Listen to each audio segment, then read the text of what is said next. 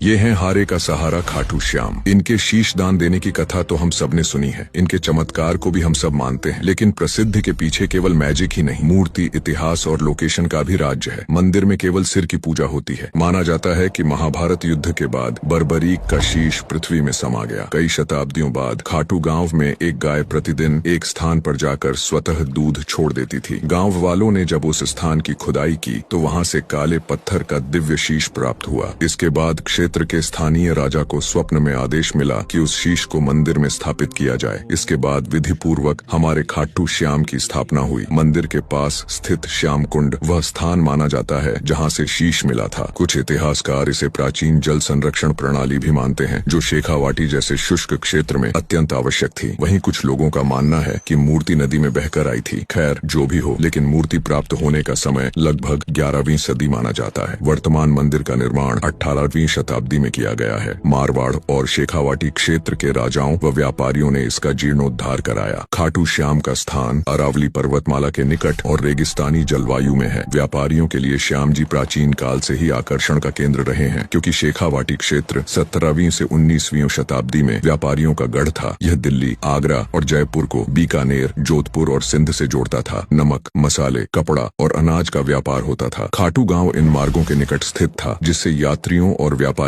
की आवाजाही यहाँ नियमित रहती थी। इस प्रकार मंदिर केवल धार्मिक स्थल नहीं बल्कि व्यापारिक आस्था केंद्र भी बन गया। भक्तों का अनुभव है कि मूर्ति की आंखें भाव बदलती प्रतीत होती हैं। यह मनोवैज्ञानिक प्रभाव भी हो सकता है, पर आस्था इसे चमत्कार मानती है। इतिहास की नजर से प्रमाण सीमित है, किंतु सदियों की लोक परंपरा मजबूत है। मैं यहाँ बहुत ज्ञान नहीं फैलूंगा, क्योंकि बाबा का चमत्कार लोगों के जीवन में स्पष्ट दिखता है। जैसे व्यापार में अचानक उन्नति, असाध्य रोग से राहत और कानूनी मामलों में समाधान।